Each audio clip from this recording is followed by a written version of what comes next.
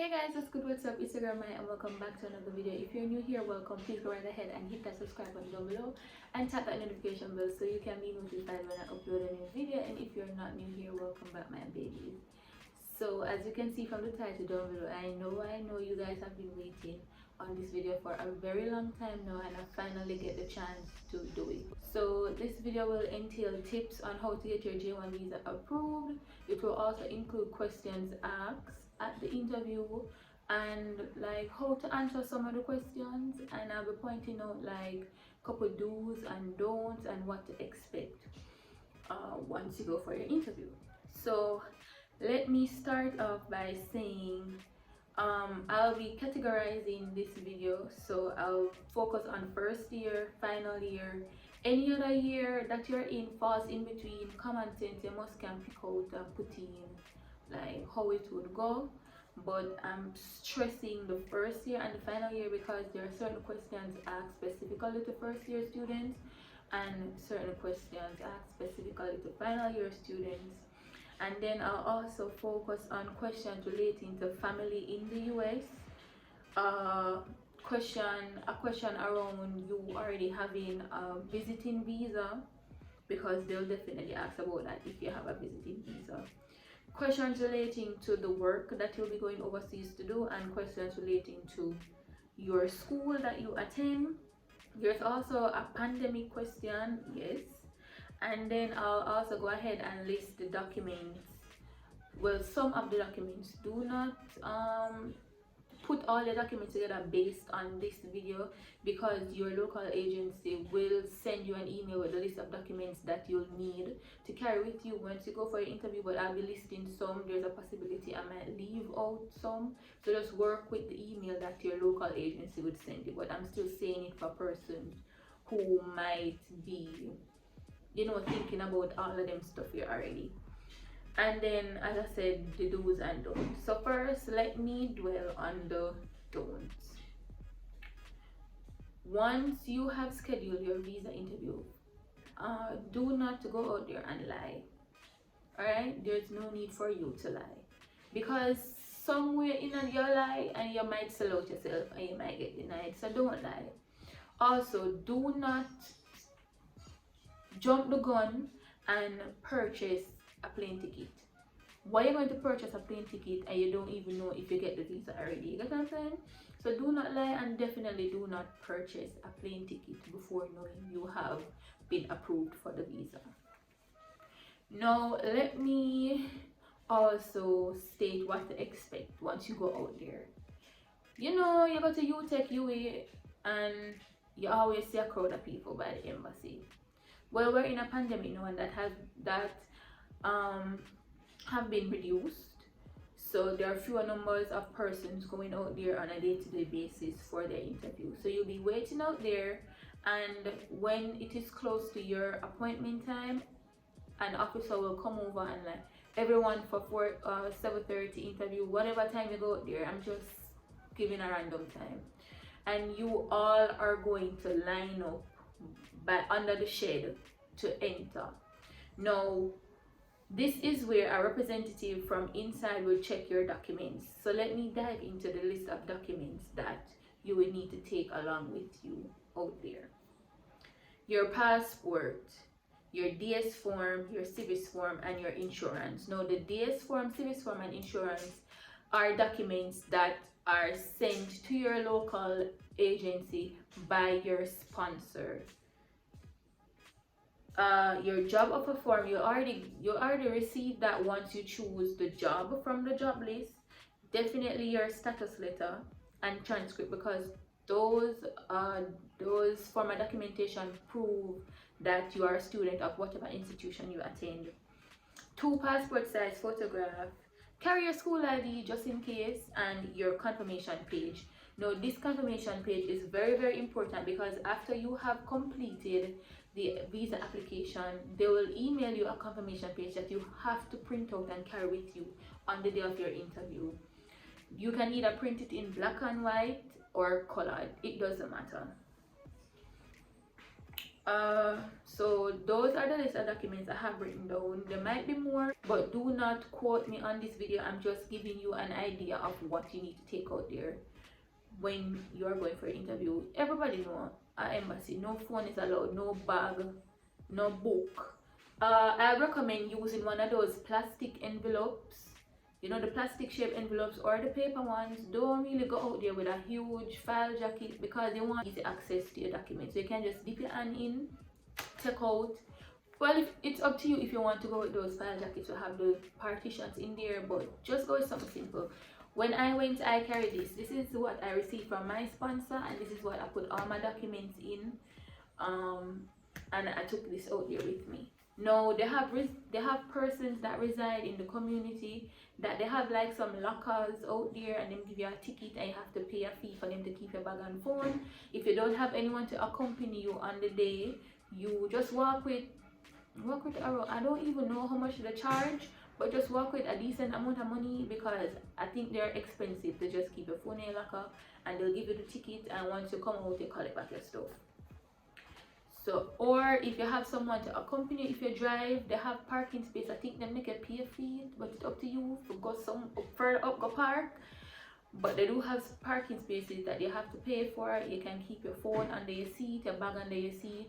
Or if you are someone that commutes on a bus or a taxi, just carry someone with you for them to keep your stuff, especially if you have work and school after your interview.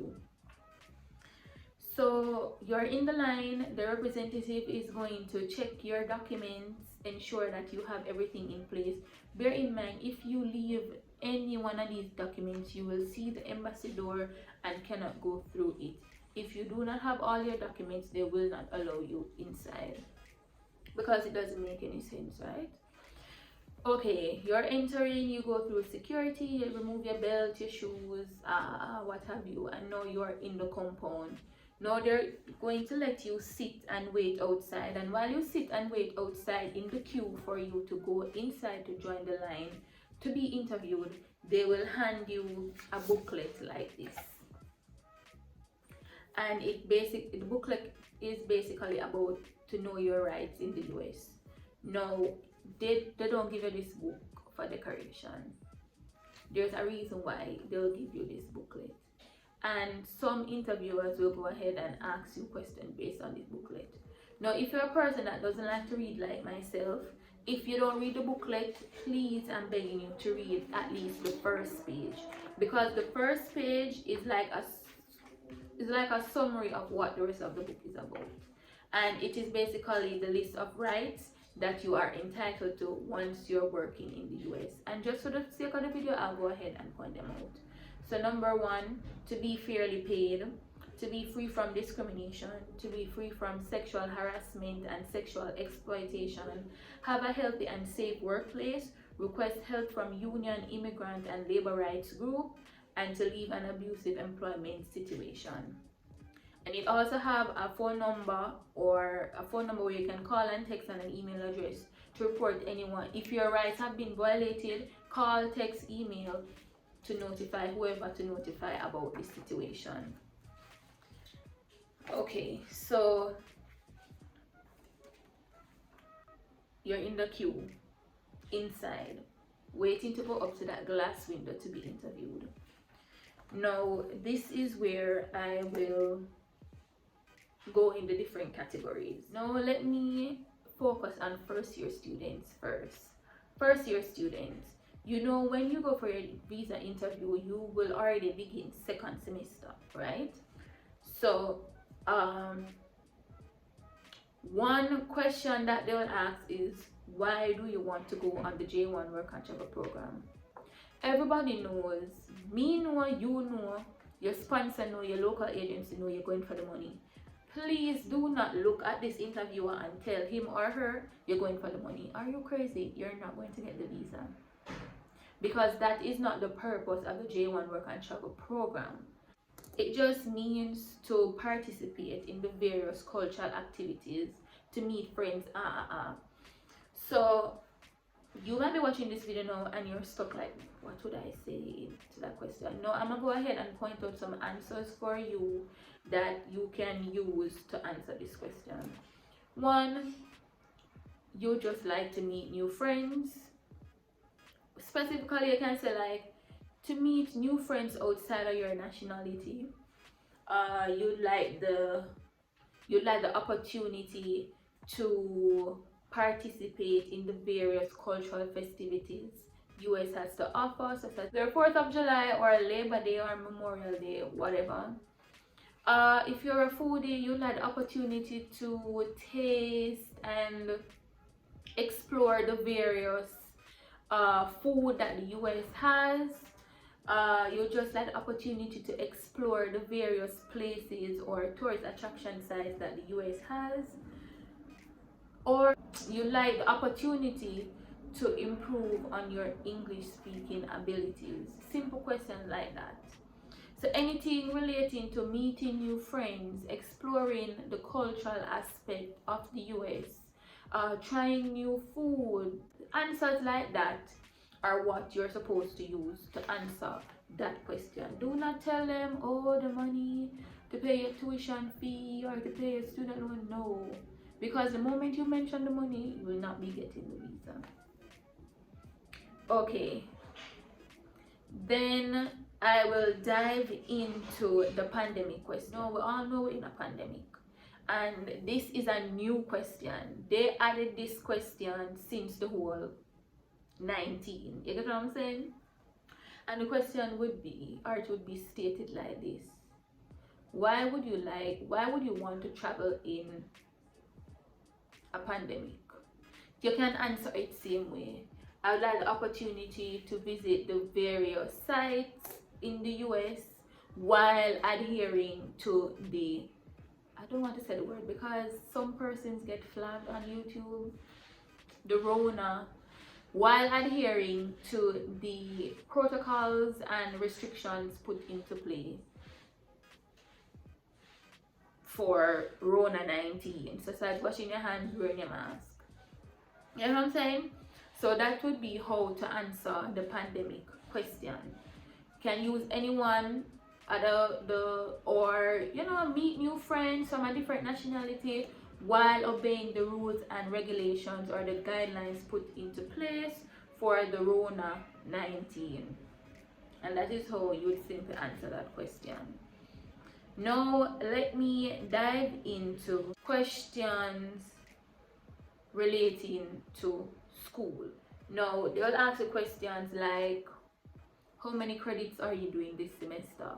How many courses are you doing this semester? List the courses that you're doing this semester. And some will even go as far as asking you something about, so tell me about your lecturer for this course or that course. And some will ask you a synopsis of what. They'll pick a specific course and say, what is this course about? So prior your interview, ensure that you know all the courses you're doing for the current semester. Some will even ask for the course you did last semester, a course you did last year. Just try and have an idea of the courses you have done, the courses that you're currently doing.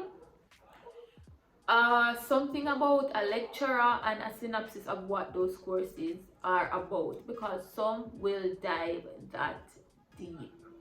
They'll go ahead and ask what school you attend, what is their favorite course, why is this your favorite course, and I forgot to tell you that when they put your at the entrance, they put your stuff together, you would submit that before you start the interview. You put it under the window and they'll have that. So your transcript, everything they'll have.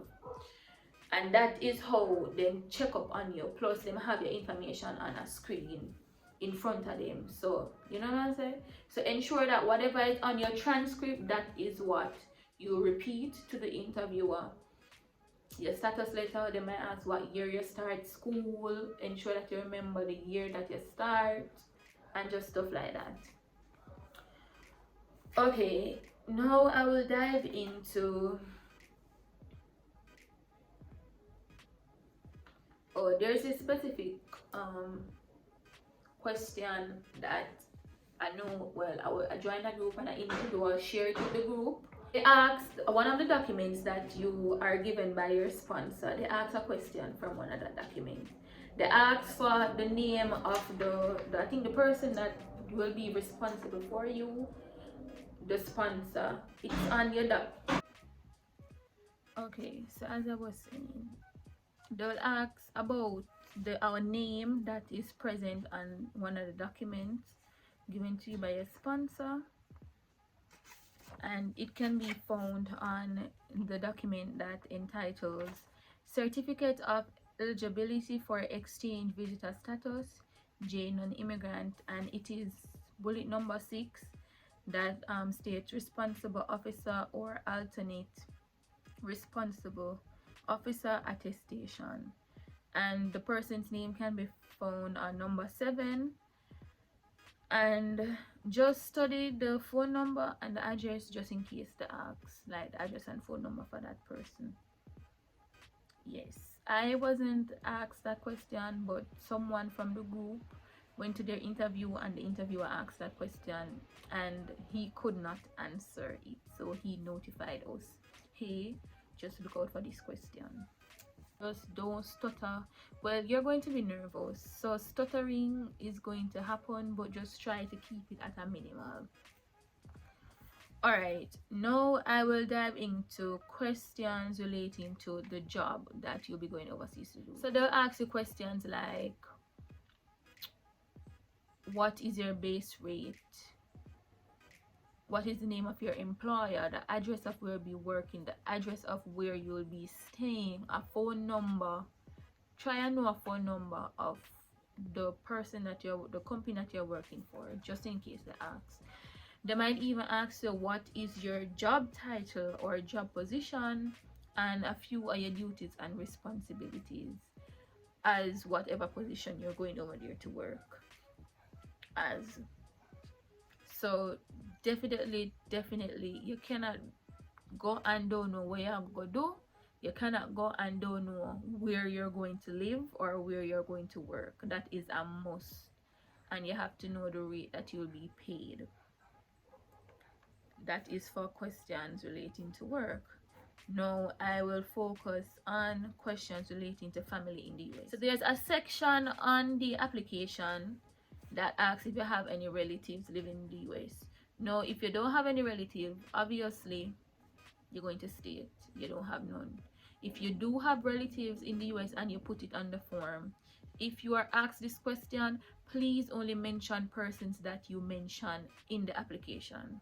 All right, and it's good to know their address and a phone number for them too, because they might ask you, so where's this person living? You know what I'm saying? Do not, yeah, just remember that. Oh, and for this question, the local agencies, I know they charge an extra fee to do the application for you. If you can afford it, please let them do the application for you. If you would like to do it yourself or get help from someone, ensure that you answer the questions truthfully and you put where you're supposed to put there. All right, but I will highly recommend pay that extra fee and let the company fill out that application form for you.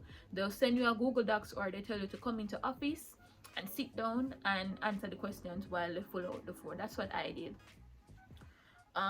That's what I did for both times. I let the company fill it out for me, because you don't want to do it yourself and make a mistake, or you don't have certain information for a specific section that the company would have. But I think if you call them and ask them like, oh, for this question, what am I, they will tell you. But I will just recommend you pay the extra fee and let them do it for you. So that is for relating to family. Now I'll dive into if you already have a visa. Now if you already have a visiting visa, the interviewer might ask, how often do you visit the US? Or what state do you normally go to once you're visiting the US? How long do you stay when you visit the US? They'll ask questions like that. Or they might ask, who do you stay with? No, when this whole work and travel program, they don't encourage students to work near family and friends. like friends that you already have there before going, because it's a cultural exchange program. They want you to go out, network, meet new people. That is the whole purpose of the program. They don't want you to stay around your family members, because they're gonna say, oh, he or she is not going to do the cultural aspect. Them already have friends. Them no need to mix and mingle with Americans or persons of different nationality. No. So from day one, some will let you go to where your family members are, but them not gonna make you live with them. You know what I'm saying? Alright, so that is it for having a visa. Now I will focus on the final year students. So I can no longer go on J1 work and travel program because I am a graduate. So I can't do it no more. So I went in my final year. This is my final. I recently graduated and I went summer 2021. Now this is a question that you will get for final year students. What do you plan on doing after the J1 work and travel program? If you do not know what you plan on doing, do not go up in there and tell the interviewer you don't know. Red flag. You hear that? You now get the visa. Because what? Oh, she's in final year. Oh, he's in final year. Them are gonna run off. Them now come back. Ensure that you put a plan in action before you go to the interview.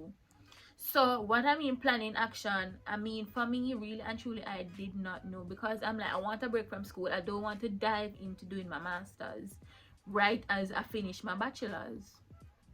Job wise, I do not know what job I'll be doing, but you know what I did? I still applied for my master's and I print that email I got from UWI and add it to the list of documents just in case they ask for proof.